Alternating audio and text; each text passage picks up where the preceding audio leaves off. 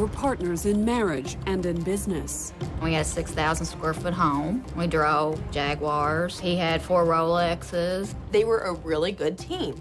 Danny had an eye for design. This man was the next Picasso of interior design. And Donna had a head for business. Donna was the brains behind the business. But their partnership would come to an explosive end. I shot him. She shot him? He was shot 3 times. One of the shots traveled completely through his body. Donna admitted pulling the trigger, but was it a case of self-defense? He pointed the gun at me, and his fingers started moving, and I raised the gun up and I shot at him. Or was it a cold-blooded revenge killing? She actually recorded his last moments of him dying. Why did you call for? She'll take care of you. Breaking his wedding vows. That was the end of him right there.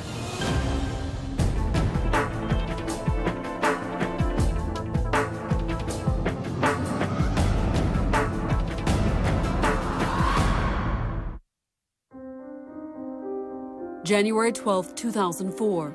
At 3:25 a.m., the 911 dispatch center in Louisville, Kentucky, received a call reporting a domestic dispute at the home of interior designers Donna and Danny Fryman.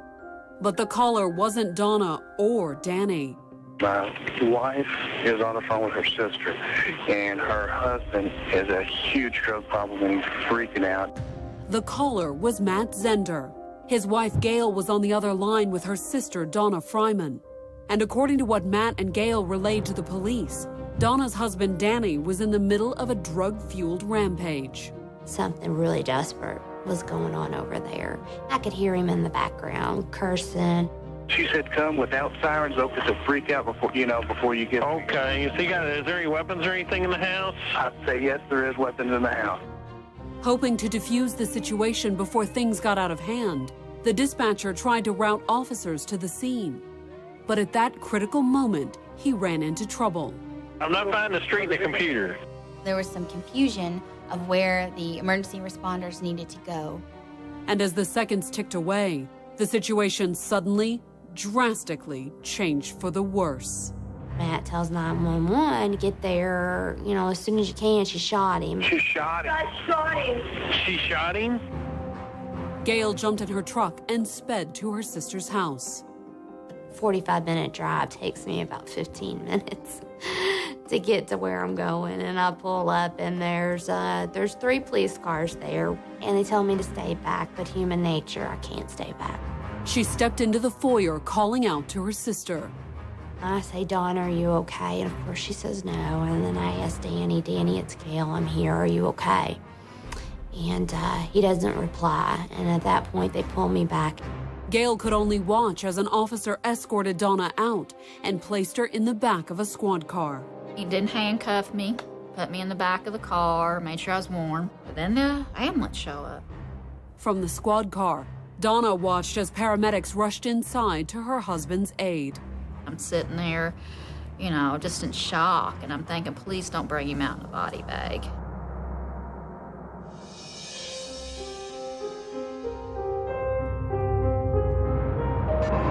Donna and Danny Fryman met in high school.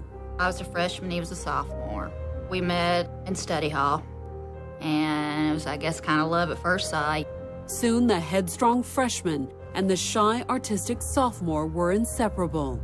We dated all through high school. Went to each other's proms and was just bestest buddies and bestest friends. Having grown up in a broken home, Danny embraced Donna's close-knit family. My dad and him were father and son. My whole family, aunts and uncles, just took him all in, loved him. He took me under his wing as a big brother and was my softball coach. And, Gail, you have a science project? All right, let's do it. The couple married in 1986, not long after Donna graduated from high school. I'm a secretary, and he's loading trucks. We got an apartment. We lived there for a year. Then we decided we wanted more out of life. So we moved back in with Mom and Dad in a little apartment over their garage. The couple made ends meet by selling clocks out of Donna's parents' garage. People were like, if you build them, why don't you work on them? Donna and Danny responded by opening their own boutique in 1996. Within just a few months, the money started rolling in. We were doing very well. We were getting ready to build a house. Not just any house either. The inside became Danny's creative outlet. I knew that was his passion. It was kind of just a venture, something for him to kind of test out because it was going to be our home. Danny was a very talented artist. He had a lot of things I think he had bottled up inside for 30-something years. He designed many of the sofas, the window treatments. This man was the next Picasso of interior design. He was unbelievable, unbelievable. In 1998, Danny's talents were showcased when the Fryman's new house was featured in a local home show. It's really a big opportunity because they can show all the creativity and talent that they have in one house. We had lines of people waiting to see the house. Ever the entrepreneur, it didn't take Donna long to figure out how to cash in on her husband's creativity. We decided that Louisville was ready for, our design, our way of doing things. In 2001, the couple opened Pizzazz Interiors, a high-end furniture store and design firm that showcased Danny's flair for contemporary design. It must have been 5,000-6,000 square feet, all contemporary furniture, pictures, decorating. The business was an instant success. They were a really good team. Dan was the creative side. Donna handled the books. When we were 30, we had a 6,000 square foot home. We drove Lexus, Jaguars. He had 4 Rolexes. The Fryman's success did come at a price, however, particularly for Pizzazz's creative genius. He was going to have to take on a big load with this successful business, and it had already started accumulating. He was working a lot of late hours and stuff, trying to do a lot of the work himself, getting the store ready to open. As the stress mounted, Danny tried lots of new ways to deal with it. When I first met Danny, he did not drink at all, did not smoke, no drugs. But once Pizzazz started, he was drinking a lot to keep himself going. Partying too hard and I guess drinking and drugging. One thing led to the other and kind of went downhill. Before long, Donna barely recognized the man she had married. He was wanting to go and get his ears pierced and his hair weird colors and wear like biker clothes. He started having a extended ego about the whole situation. It was kind of like it wasn't a 50-50 partnership with Donna and Danny anymore. It was kind of like, I'm the interior designer and I'm the one that gets all the jobs. Concerned for her business and marriage, Donna confronted Danny about his bizarre behavior. He was losing clients left and right. He wasn't finishing jobs. I asked him, what was going on. You're acting strange. You're not doing your work. Your appearance is changing. Then he went off and, threw things, just went ballistic. It wouldn't be the last time. We would be talking, and Donna would make a comment that Dan didn't like. He would not say anything or show himself at that time. But then I would look over at Donna, and I would see a scared look in her face.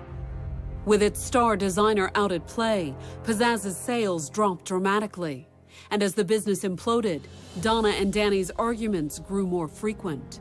He would tell me, go to hell, mind my own business, and that everybody loved it but me. I was the one that was always wrong. After 15 years of marriage, Donna wasn't about to give up. But then she discovered Danny was having an affair with one of their employees. Breaking his wedding vows. When he did that, that was the end of him right there. In March of 2002, Donna left Danny and the fancy house in Prospect and moved in with her parents.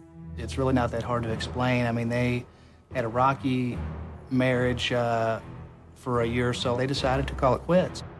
In October of 2002, the marriage was officially over. But just 6 months later, a sober Danny showed up on Donna's parents' doorstep, begging for a second chance. He came to my mom's, fell in her arms, begging for help. I took him back to help him. Hoping her ex-husband had changed for the better, Donna moved back in and tried her best to put their relationship back together. They'd been together since teenagers. They obviously loved each other and they thought they're going to try to work it out. But it was too late. The damage was done, and the damage extended far beyond their marriage. Pizzazz, the company that had put them over the top, was teetering on the brink of ruin. What took us 19 years to build, Dan Fryman ruined in 6 months. He shot it up his arm, up his nose, down his throat. By winter of 2003, their home was in foreclosure, and Pizzazz was in bankruptcy. It was just empty. I mean, it was dead.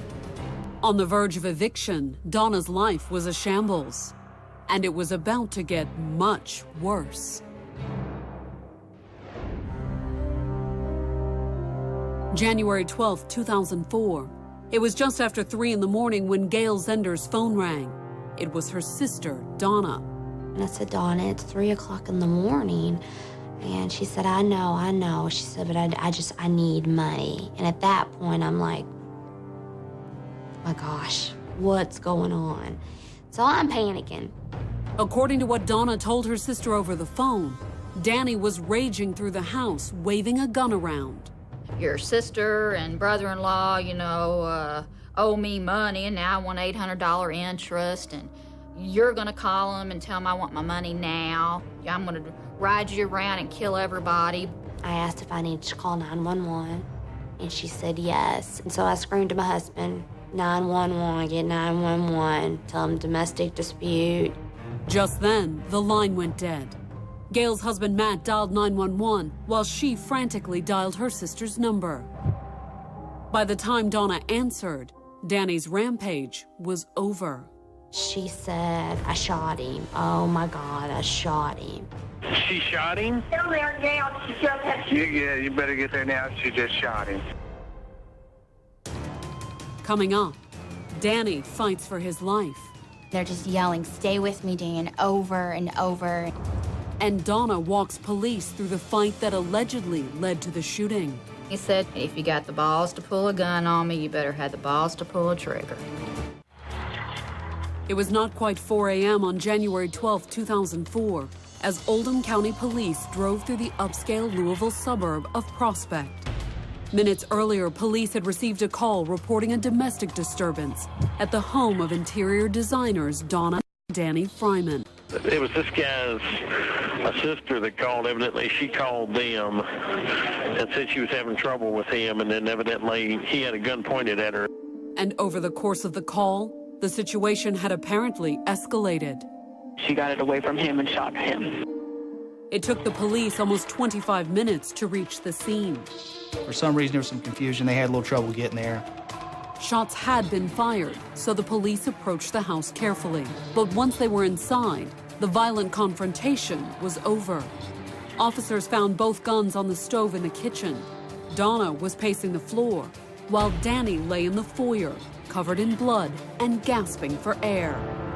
He was shot 3 times. One of the shots traveled completely through his body. The police officers, they're yelling at Dan just to keep him alive. They're trying to keep him conscious and keep him breathing, and they're just yelling, stay with me, Dan, over and over, and he's fading in and out of consciousness.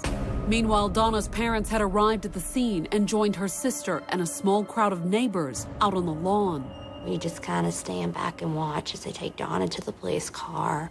Soon after, Danny's brought out on the stretcher. It's just a nightmare.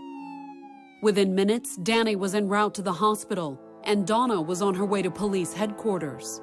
Once inside the interrogation room, she agreed to give a statement, but not just yet. I'm an intelligent woman. I know I'm going to need an attorney. Within hours, Donna and her family had hired an attorney. By then, however, her situation had changed. While Donna was at the police station, Danny had died in surgery.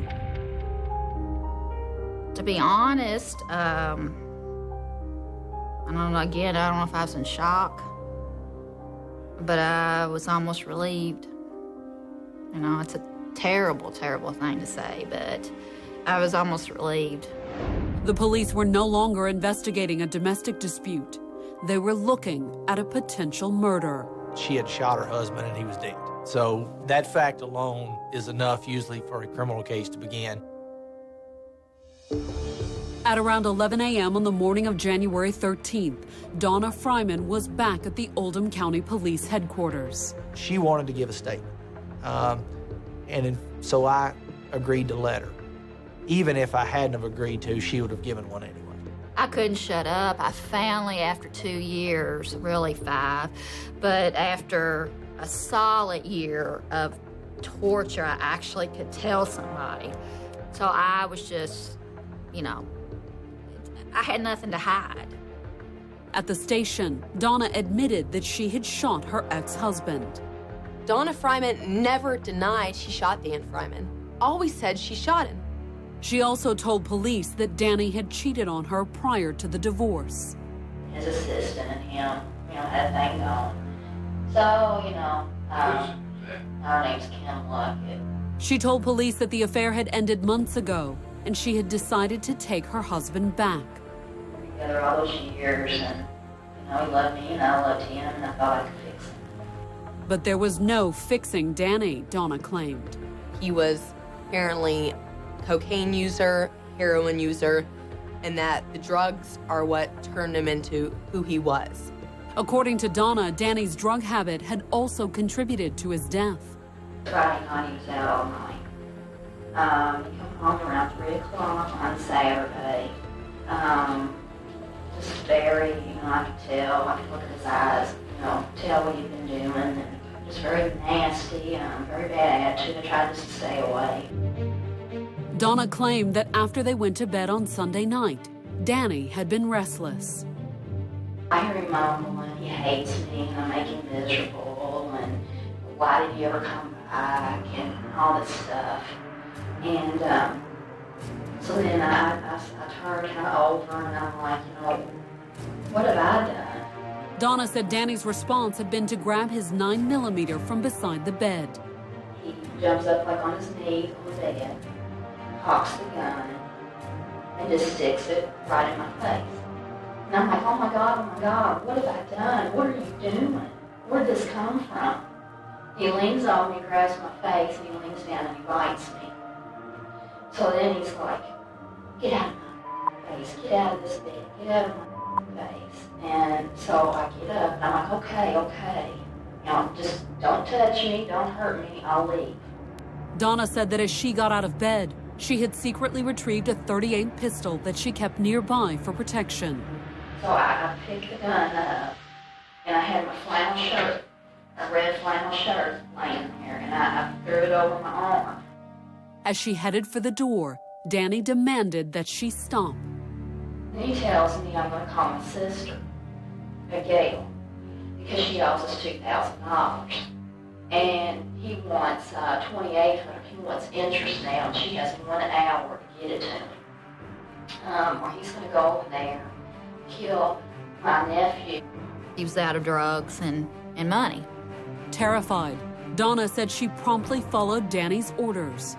But as she fumbled with the phone, Danny had caught her with the pistol. My flannel shirt falls off. There I'm standing there with, my gun. He just walks over to me, looks down, looks back up at me, and just has this grin on his face. He walks behind me, and he takes the gun, and he shoots it into the floor. Then he raises it up and he shoots above the fireplace. Donna said Danny then laid both guns down and picked up the phone to talk to Gail. And that's when Donna said she had tried to make her escape. So I grabbed my gun and I took out the bedroom. But as she darted out of the bedroom, Donna claimed that Danny had come charging after her. According to Donna, he had caught up to her in the doorway of the dining room. He says, Donna. And I turn around, and there he stands with the 9mm. He said, if you got the balls to pull a gun on me, you better have the balls to pull a trigger. Seeing Danny's finger begin to squeeze the trigger, Donna said she had raised her own .38 and begun firing. And I seen his finger. And I pulled mine up and I pulled the trigger. That night was the last time Danny ever attacked her. But according to Donna, it wasn't the first. She told police there had been plenty of other incidents. He threw me through the back of my Lexus window. He raped me. He'd stand me up against walls and throw knives at me. It was pure torture. Pure torture. But if she had been so tortured, why hadn't she reported it to the police? Like many abused women, Donna was ashamed, afraid, whatever reason, didn't tell other people about it. According to Donna, there was more to her fear than the simple fact that Danny was an abusive, unstable drug addict. She told police that over the past year, Danny had developed a terrifying split personality. He was having like these seizures. And his mouth and side and his arm and stuff. And I tried to take him to a neurologist. And it was in the neurologist's waiting room that the new Danny had emerged, according to Donna. This devil personality emerged, started growling and drooling. I was like, what are you doing? If you don't want to see the doctor, just tell me. I looked over at him, and there was something very different. He says that it does not want to be x-rayed because they'll be able to notice that he is starting to change on the inside. The way Donna told it, Danny believed he had been possessed by a demon. He's like, Donna, I got to get out of here. And then here comes this demon voice. Well, then he turns into that thing totally, he runs out, he disappears. And as the fateful night of January 12th approached, she said she had seen the demonic side of Danny more and more often. It was kind of far in between in the beginning, and then it just escalated. She told police that she had proof. Terrified that Danny would kill her if she tried to leave, she had begun secretly documenting Danny's rampages in journals and on audio cassettes. She became concerned that, this is not something that people are going to believe. So she actually started making audio recordings of these threats that he made. I told him to go get my box and my briefcase out in the garage where I had it hidden with all my notes and photos and tapes that it would explain everything. Coming up, Donna's tapes may explain everything. But is it the story she wants the police to hear? Why don't you call Morty? She'll take care of you. A little after 3 p.m. on January 13th, 2004, Donna Fryman returned to the upscale home she had shared with her ex-husband Danny, accompanied by her sister Gail and the Oldham County, Kentucky police. The house had been a showcase for Danny's eye-catching interior designs. They'd won awards for the house. It had been an event called Homerama, and they'd won several awards just by his designs in his own house.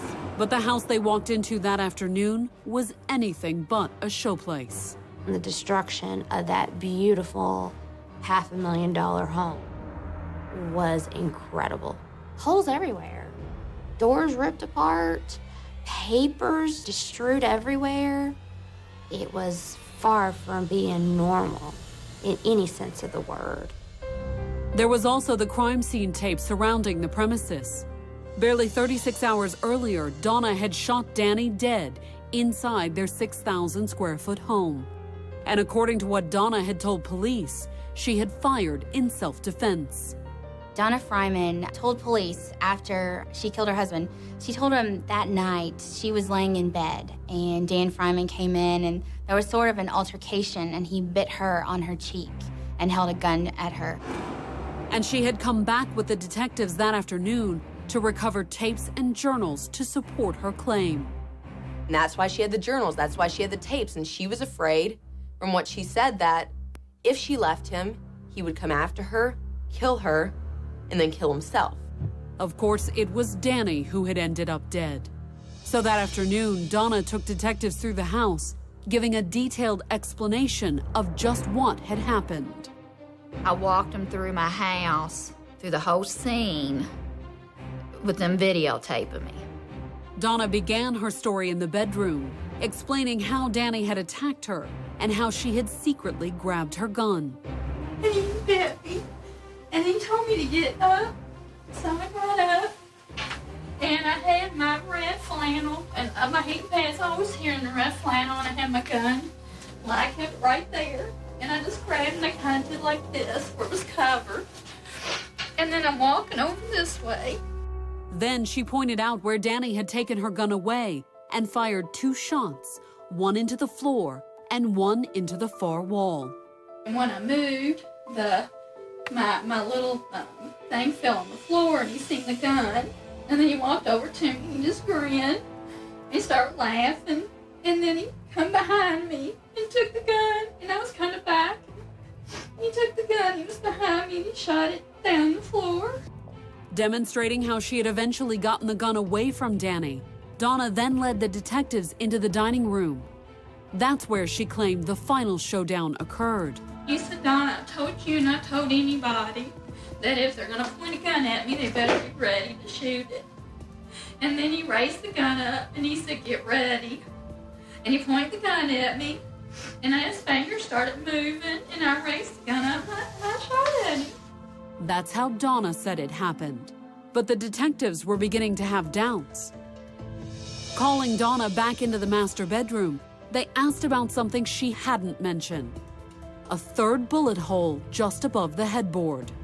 Have you ever seen that before? I mean, would you have noticed? I've never seen that before.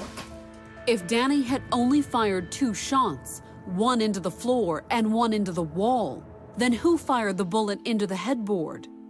Donna said she didn't have a clue. No, I don't have no idea. No idea. My house had probably 60 holes this big.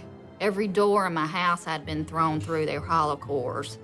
And they were talking about why I didn't know where one little hole was, when in that one room there was probably 8 holes that big. Donna told police that she had shot Danny in the doorway of the dining room, not in the bedroom. But with no bullet hole in the dining room wall and an unexplained one in the headboard, police were beginning to wonder if there was also a big hole in Donna's story. And if Donna's version of the shooting was starting to look doubtful, what about her more sensational claims? From the beginning, we're told Dan Fryman was possessed by the devil and that Donna Fryman was living in her own hell with her own devil. Donna claims she had proof to back up her story, a series of journals and tapes documenting Danny's bizarre behavior. The police found them in the garage where she told them. But there was one tape Donna hadn't mentioned. Apparently, moments after shooting Danny, Donna had turned on her tape recorder, catching part of the phone conversation with Gail that had eventually summoned the police. What?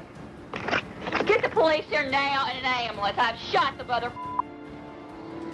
He's getting ready to die. Yeah, I'm safe. I got both guns. Yeah, he's laying on the ground. Had a gun on me, threatening my life. He bit me in my face. The tape recording covered the nearly 25 minutes before police had finally arrived. A 25 minutes in which Donna had vented her anger while Danny pleaded for help. No, you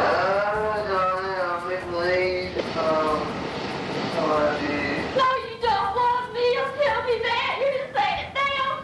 Why don't you call Horsey? She'll take care of you. You hear a dying Dan Fryman and Donna Fryman telling back to him, you don't love me. But is this a man that just tried to kill her, or did she kill him and she's taunting him? It's not clear. After the abuse that she had suffered up to that point, I mean, she was, I don't know if shock would be the right word, but I mean, her conversation with him was not a friendly conversation. It was a kind of an emotional outpouring. When police asked Donna to explain why she had taped Danny's dying moments, she said that at first, she didn't realize she had hit him. He didn't fall, he didn't do anything, he disappeared. After Donna shot Dan, he roamed through the house. They found blood throughout the house. Donna said she had found herself out of ammunition, but she had been determined not to give up without a fight. I get my tape recorder thinking, okay, it's gonna be another night. You know, if the, neighbors heard, police is gonna be here, I'm gonna get him on tape. By mid-March 2004, The results of the crime scene forensic tests were in. The police agreed in this case that if Donna would cooperate and give a statement, they would not arrest her. They would allow the forensics to come back and determine if her statement was accurate before they made a decision on whether to charge her. The blood spatter evidence seemed to confirm Donna's account of the shooting. There was high-velocity blood splatter found in that area, and that's where she said she shot him. But despite a lack of similar blood evidence in the bedroom, the police remained focused on the unexplained bullet hole in the headboard and the lack of a bullet hole in the room where Donna had claimed she shot Danny. According to them, the fatal shot had to be fired somewhere other than where she had said she shot him. For that reason, they said based on the inconsistencies between her story and the forensics, they felt the need to go forward and charge her. On March 18th, Donna Fryman was arrested for the murder of her ex-husband, Danny. And while her family scrambled to raise her bail, she settled into her decidedly less than designer surroundings. I ended up going to jail. I was there 6 weeks, sleeping on a filthy, dirty floor. Coming up, in court, the DA turns Donna's tapes against her. The prosecution was saying, listen to Donna taunting him. But is that the only tape the jury will hear?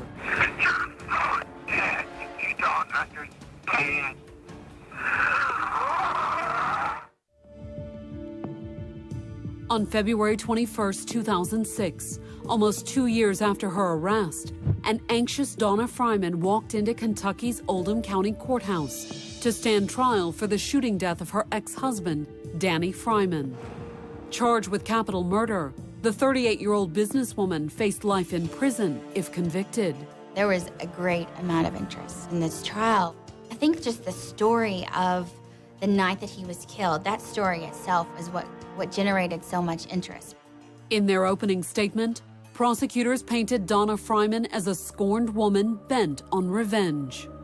Unable to cope with Danny's infidelity and resentful that his actions had led to the downfall of their business, prosecutors argued that Donna had shot Danny to death in a jealous rage.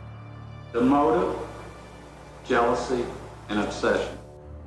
And what about Donna's journals and audio tapes chronicling Danny's abuse and odd behavior? According to the prosecution, they were nothing more than a meticulously constructed alibi. The prosecution told the jurors that Donna Fryman planned this. She wrote in journals. She had audio recordings of Dan, all trying to show that he was abusive, so when she killed him, she would have the excuse there waiting for her. But the defense painted an entirely different scenario. In his opening argument, Donna's attorney claimed she was not driven by jealousy, but by fear. Donna did these because she believed he was going to kill her. And she wanted the police to know who did it. The reason for it was somewhat therapy to her because she couldn't really tell anybody. He had threatened her if she told anybody or anybody confronted him, then, you know, if he went to jail, he would get out soon, and when he did, she would pay, her family would pay. The result, according to the defense, was the violent confrontation early on the morning of January 12, 2004, that ended when Donna shot Danny in self-defense. He forced her to choose between living and dying. She chose life. That's why she's here today. The prosecution began its case by laying out the inconsistencies in Donna Fryman's story. Crime scene investigators testified that the bullet hole above the Fryman's bed seemed to indicate that Danny Fryman had been shot in the bedroom, not in the dining room as Donna had claimed. There was one bullet hole in the house that could not be explained. The defense said, well, there were other bullet holes in the house that they didn't even look at. As evidence that Donna's motive was jealousy, the prosecution played the recording Donna had made after she shot Danny. No, you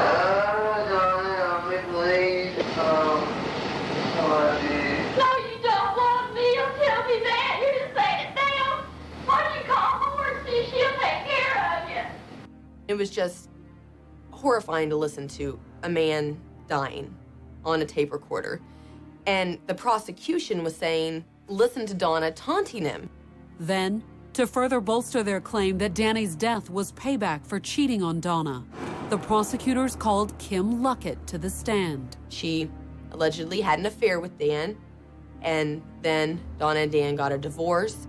Although in her testimony, Kim made the divorce sound inevitable, with or without the affair. Their relationship was, I don't even know how to describe it, really. They didn't really have, from what I saw, didn't have a good relationship. There was verbal abuse constantly, physical abuse constantly, threats, demeaning comments. And according to Kim, Danny was the target, not the source of the abuse. She defended Dan Fryman. She said that Donna was the aggressor. There was an instance where she busted out the back of his car window when he was trying to drive away. And then there was a gun that she pulled out and never aimed it at me, but was waving it around and threatening with it. The other woman in the affair testified that she pulled a gun on him on one occasion. There were some witnesses that talked about threats Donna had made to him previously that were problematic for us. But on cross, Donna's attorney probed deeper into the affair, particularly its end. You just took off. No, I packed everything, shoved it into my car, and left. Got out as quick as you could, right? Yes. Because you were afraid of him. I was afraid of him, his lifestyle, her, and everything that went with it. And why was she afraid of Danny? You were afraid of him because he had physically abused you. That's correct. Okay? And he also had told you that if you left him, he would hurt you. He did. And if he couldn't find you, he would find your family and hurt them. He did. In her testimony, Donna's sister corroborated her claim that Danny had violent tendencies and his conviction that he was controlled by a demon. He would make frequent phone calls to me at 3 or 4 o'clock in the morning and talk about how there was a demon that had been taking over his body and possessing him. Was it true? Did Danny believe he was possessed? Donna's defense hinged upon convincing jurors that her husband was unhinged, and all along, she claimed she had tapes that proved it. When you listen to the tapes, you'll understand. On one of the tapes, Christmas night, after, he beat me all the way on the way home, told me I was going to die because I embarrassed him. But when her attorney proposed playing those tapes for the jury as part of Gail's testimony, the prosecution objected.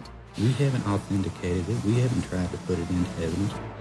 However, the prosecution had entered all of the tapes into evidence, not just the one they had already played for the jury.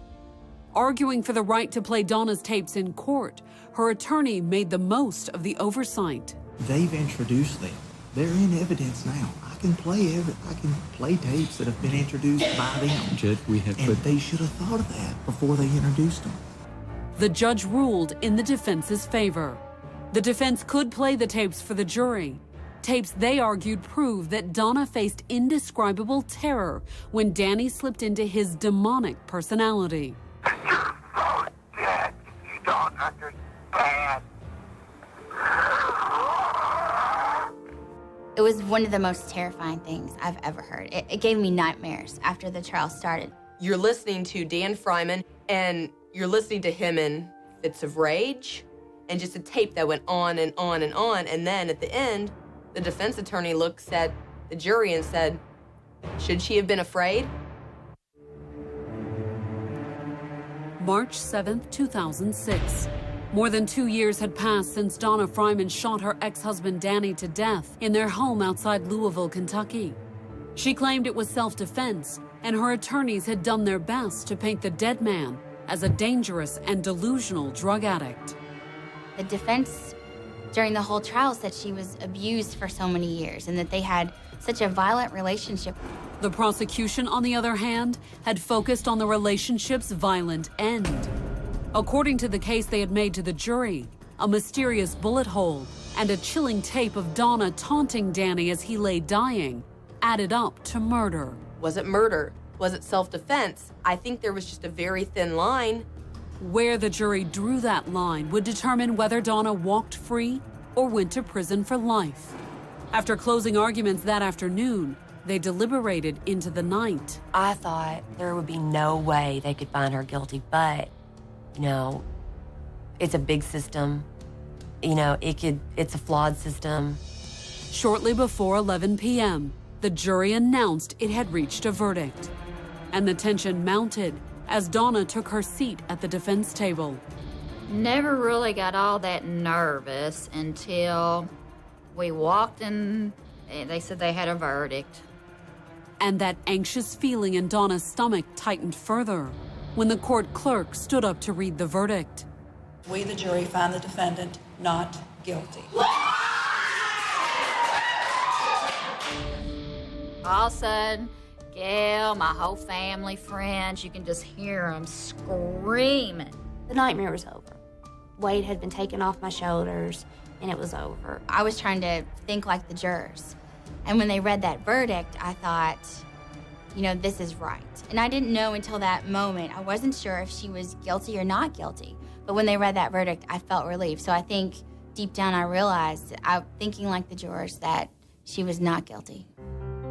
But while the trial, trauma, and years of torturous abuse were over, Donna faced a new struggle, rebuilding her life. I'm hoping something's gonna click here real soon and me, you know, pick myself up and wipe myself off and, you know, do everything that I said I was gonna do, especially helping domestic violence victims and helping people understand that it's not what people think it is.